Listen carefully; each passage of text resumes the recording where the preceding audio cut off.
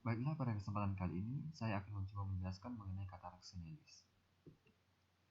Jadi secara definisi, katarak berasal dari bahasa Yunani katarakis yang berarti air terjun.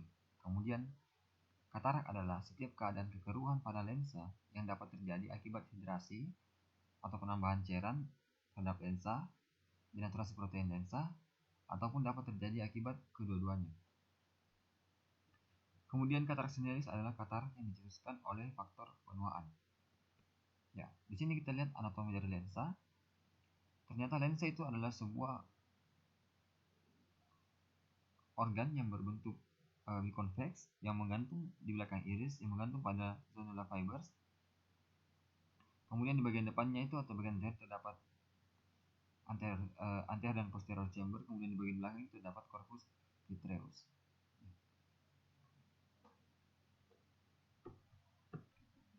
Oke, di sini kita lihat anterior aspek dan lateral aspek dari suatu lensa. Diameter dari lensa itu sekitar 9 mm, kemudian ketebalannya sekitar 4 mm. Kemudian dari lateral aspek ini dapat kita lihat bahwa ternyata lensa itu terdiri atas beberapa susunan. Yang paling terluar itu adalah satu kapsul. Jadi kapsul ini mengelilingi seluruh permukaan lensa dan terbagi atas anterior dan posterior, di mana pada kapsul posterior itu lebih memiliki kurvatura yang cembung sehingga indeks biasnya itu lebih besar dibandingkan dengan yang posterior. Namun jika dibandingkan dengan ketebalan kapsulnya, maka di bagian posterior itu atau di bagian apex dari posterior itu memiliki lapisan yang paling tipis dibandingkan bagian-bagian kapsul yang lainnya. Oke, kemudian di bawah kapsul itu terdapat satu epitel, yang dimana epitel ini merupakan suatu epitel kubus. Namun jika pada bagian ekuator akan berubah menjadi suatu epitel kolumner. Nah, epitel inilah yang nanti yang akan terus beregenerasi untuk membentuk suatu serat-serat lensa. Ya, di bawah epitel terdapat suatu korteks. Kemudian di dalamnya terdapat satu inti. Inti ini terbagi lagi menjadi embryonic nucleus, fetal nucleus, sympathetic nucleus, dan adult nucleus. Jadi perkembangan suatu lensa itu berasal dari epitel. Perkembangan epitel ini kemudian nanti akan berkembang dari ekuator menuju ke bagian tengah dan akan membentuk suatu inti. Inti yang pertama itu embryonic nucleus ini mulai terbentuk pada usia gestasi 3 minggu dalam usia gestasi 3 minggu. Jadi dapat dibayangkan bahwa kemudian inti selanjutnya itu berupa fetal nucleus, itu berkaitan dengan usia, kemudian infantile nucleus, dan seterusnya. Nah, sedangkan korteks sendiri merupakan bagian termuda dari suatu serat-serat lensa. Jadi di mana pada proses penuaan nanti serat-serat ini kemudian akan terus membelah dan menumpuk di bagian tengah. Kemudian fisiologi dari lensa. Jadi fungsi lensa yang paling penting adalah memfokuskan cahaya untuk sampai kepada retina. Jadi jika dibandingkan dengan kornea yang mempunyai sekitar 40 dioptri, lensa ini memiliki kekuatan pembiasaan sekitar 10 sampai 20 dioptri. Jadi terbesar kedua setelah kornea. Nah, ada 3 hal yang menjadi penunjang atau fungsi dari lensa itu, di mana fungsinya sebagai peneruskan rangsangan cahaya ke retina. Yang pertama adalah transparansi lensa. Di transparansi lensa itu dipengaruhi oleh struktur lensa itu sendiri yang avaskular, kemudian juga tidak mempunyai saraf-saraf di dalamnya. Kemudian lensa itu tersusun atas epitel, yang dimana epitel tersusun rapat dan berfungsi juga sebagai membran semipermeabel. Kemudian kapsulnya berfungsi sebagai membran semipermeabel. Kemudian susunan protein-protein dari lensa juga ini cukup memberikan pengaruh. Oke, nah kemudian yang kedua adalah keseimbangan elektrolit dari air dan dalam lensa. Jadi kapsul yang merupakan membran semipermeabel itu berfungsi untuk menjaga keseimbangan antara air dan elektrolit di dalam lensa. Jadi terdapat suatu NaK ATPase pump, yang dimana ini berfungsi untuk menjaga keseimbangan antara elektrolit dan air di dalam lensa. Na lebih banyak di luar dan sedangkan kalium itu lebih banyak di dalam lensa. Kemudian melalui pump inilah akan terjadi proses masuknya ATP dari humus alkohol menuju ke lensa, karena lensa sendiri tidak mempunyai vaskular yang dimana tentunya akan perlu ATP dari bagian humor aqueous. Nah, kemudian juga elektrolit tersebut akan penting dalam menjaga kejernihan lensa. Nah, dibutuhkannya ATP itu untuk proses suatu transfer aktif dari asam amino untuk membentuk suatu protein kristalin, yang dimana protein inilah yang berperan penting dalam menjaga kejernihan dari suatu lensa. Kemudian yang ketiga adalah akomodasi dari lensa. Jadi lensa yang berpegang atau menggantung terhadap sonula fibers ini itu akan berakomodasi sesuai dengan jarak atau benda yang sedang dilihat. Jika melihat pada jarak jauh, maka korpus ciliaris itu akan berelaksasi sehingga sonula fibers itu menjadi menegang dan akan menyebabkan lensa itu berbentuk semakin pipih. Gunanya adalah untuk mengurangi efek pembiasan sehingga cahaya itu dapat sampai kepada retina. Kemudian jika melihat benda yang dekat, maka korpus ciliaris itu akan berkontraksi, kemudian meregangkan sonula fibers sehingga lensa itu akan membentuk lebih cembung ataupun lebih konveks, sehingga cahaya itu akan dibiaskan untuk mendekati retina. Ya, sini kita lihat bahwa ternyata bagian anterior dari lensa itu merupakan membran semi-permeabel yang dilalui oleh berbagai macam kation. Ada yang melalui proses transport aktif dengan menggunakan ATP, ataupun ada juga yang melalui proses suatu difusi. Nah, di sini dapat kita lihat bahwa ternyata protein itu dibentuk di dalam lensa akibat dari suatu asam amino. Nah, jika ini terganggu, maka dapat terjadi suatu kekaruhan atau opasitas dalam lensa. Meskipun telah diketahui bahwa faktor penuaan menjadi penyebab dari suatu katarak senelis, namun terdapat beberapa resiko atau faktor resiko yang dapat mempercepat atau memperlambat onset dari suatu katarak senelis.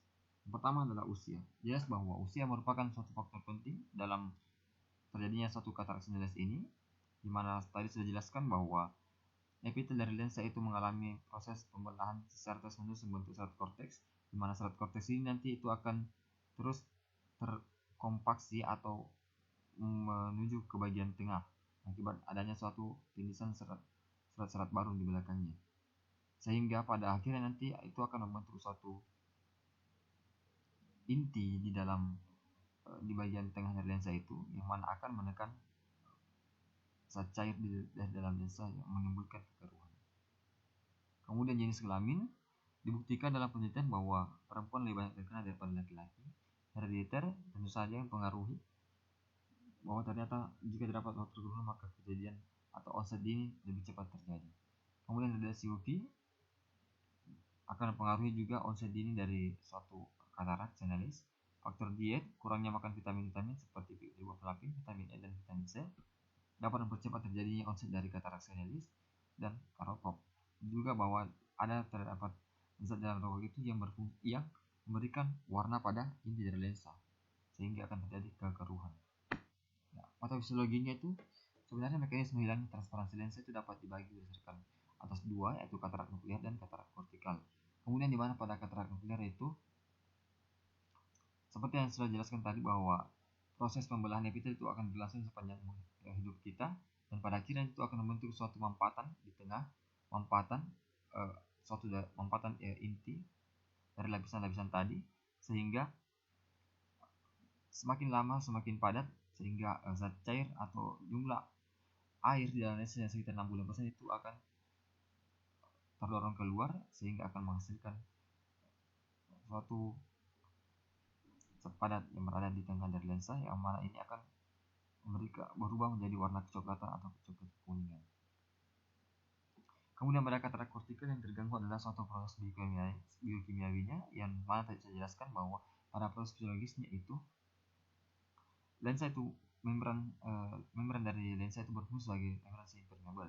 Ketika terjadi ketidakseimbangan, maka dapat terjadi gangguan dari proses transportasi elektrolit, kemudian asam amino tidak terbentuk, tidak masuk, sehingga protein kristalina terganggu pembentukannya. Kemudian juga masuknya Na yang berlebih itu dapat menyebabkan udem bagi lensa, sehingga juga dapat disertai juga dengan denaturasi protein dari lensa, yang mana ini akan menimbulkan suatu kekeruhan. Ya, dapat kita lihat di sini bagian dari pengaruh usia terhadap pembentukan opasifikasi dari lensa. Ya. Kemudian stadium kataraknya, di sini dapat dibagi berdasarkan stadium incipient, intumescent, immature, mature, dan hypermature. Pada stadium incipient intumescent ini, kekeruhan mulai timbul mulai dari bagian ekuator atau bagian pinggir-pinggir dari lensa. Kemudian kekeruhan itu akan membentuk celah-celah di antara korteks dan berisi dengan materi-materi orgaknya atau materi-materi denaturasi dari suatu protein.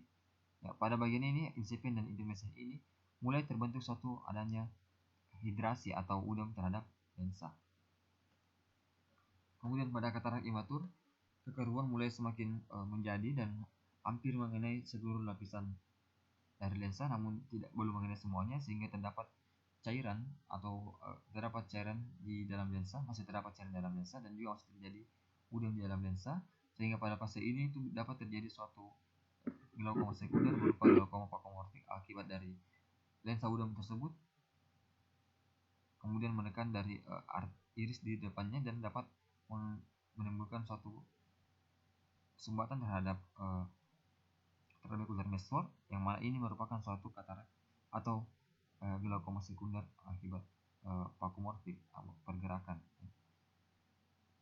Kemudian pada katarak matur, ketika katarak imatur tadi tidak segera diekstraksi atau tidak segera dikeluarkan, maka semakin terjadi materi-materi protein degenerasinya itu semakin banyak di dalam lensa, yang mana itu akan nanti semakin memadat, sehingga zat cair yang tadi berada dalam lensa itu akan dikeluarkan, sehingga yang tertinggal adalah hanya zat padatnya saja. Dapat kita lihat di sini bahwa ternyata dia lebih putih. Kemudian pada katarak hypermatur itu, ketika pada katarak matur tadi tidak dikeluarkan juga, lensa atau protein-protein tadi itu yang padat akan menjadi liquid kembali, sehingga akan mencair dan keluar dari lensa. Kemudian nukleus akan terlihat jatuh, dan materi-materi protein yang lisis tadi itu yang keluar dari lensa dapat difagositosis dan menimbulkan kompleks yang dapat menyumbat trabecular meshwork, sehingga juga dapat terjadi glaukoma akibat vakuolitik. Ya, klasifikasi katarak jelas berdasarkan dari lokasi mulai terbentuknya suatu kekeruhan. Pada katarak nuklear, pertama kita lihat bahwa dia mulai terbentuk di bagian tengah di nukleus dari lensa. Kemudian kortikal mulai dari pinggir-pinggir, dapat kita lihat bahwa seperti membentuk suatu lamela-lamela atau celah-celah.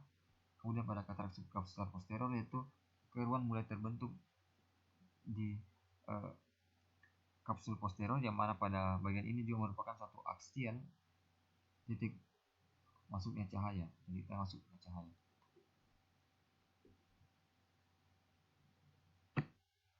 Oke, dapat kita lihat di sini lokasi-lokasi dari terbentuknya suatu kekeruhan. Ya, diagnosis. Manifestasi klinis ini tentu saja yang pertama itu berupa dengan kabur akibat hambatnya cahaya masuk atau sampai ke retina. Kemudian yang kedua adalah penglihatan silau, terutamanya pada katarak korteks, di mana pada katarak kortikal itu terbentuk suatu lamela-lamela dari pinggir, yang mana ini akan mempengaruhi indeks cahaya yang sampai ke retina, ataupun juga itu dapat memecahkan berbagai cahaya dalam retina itu, sehingga menimbulkan sensasi silau. Kemudian kalarat halus itu ketika terjadi udem pada lensa, sehingga cahaya putih tadi itu akan dibiasakan menjadi berwarna-warni cahaya. Diplopia molekuler ini dapat terjadi pada katarak nuklear ketika nukleus dari suatu lensa itu mengalami kompaksi atau pemadatan dan menjadi berwarna, maka cahaya masuk itu dapat terpecah menjadi dua titik fokus pada retina, menghasilkan suatu diplopia molekuler.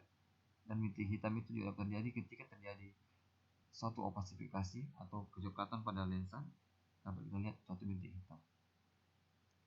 Ya, untuk diagnosis perusahaannya itu yang pertama tentu saja visusnya dapat menurun dan memburuk sesuai dengan stadium dari katarak. Penyerahan oblik itu dapat dilihat bagaimana BMD-nya atau bilik mata anteriornya itu, apakah dia sudah dangkal atau tidak. Kemudian pada iris shadownya itu biasanya iris shadow digunakan itu untuk membedakan antara katarak imatur dan matur. Pada katarak imatur iris shadownya itu positif, sedangkan pada katarak matur iris shadownya itu negatif. Ini diakibatkan akibat pada katarak matur itu masih terdapat suatu jarak atau cairan antara lensa dan iris, sedangkan pada tahap matur itu cairan dalam lensa sudah dikeluarkan sehingga hanya tersisa padat dari protein. Kemudian ophthalmoskopi itu dapat dilihat bagaimana keadaan dari fundus. Jika sudah tidak dapat dilihat berarti kataraknya sudah semakin parah. Ya, begini kira-kira gambaran dari penglihatan dari satu penderita dari katarak. Kemudian terapinya, sampai saat ini belum ada terapi farmakologi yang tepat atau bisa mengurangi atau mencegah terjadinya katarak senilis. Jadi selama ini yang gold standard adalah merupakan suatu operatif. Yang pertama itu intercapsular cataract extraction, di mana pada bagian ini dibuat suatu sayatan yang besar pada bagian limbus kornea superior ataupun inferior, kemudian mengangkat keseluruhan isi dari lensa sehingga terjadi suatu afakia. Biasanya teknik ini sudah jarang digunakan karena menimbulkan banyak kekurangan, seperti pada saat penjahitan dari kornea tadi dapat terjadi suatunya astigmat. Dan terlaksananya ketika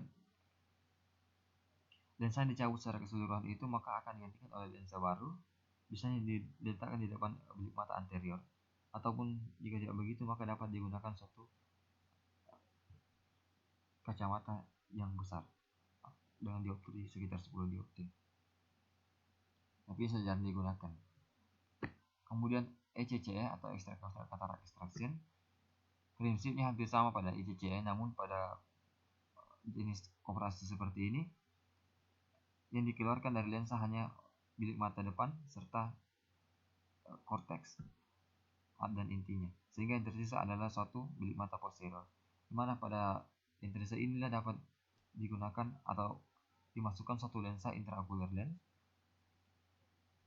Ya. Namun tetap saja juga harus dijahit pada limbus korneanya sehingga berisiko juga untuk terjadinya suatu astigmat.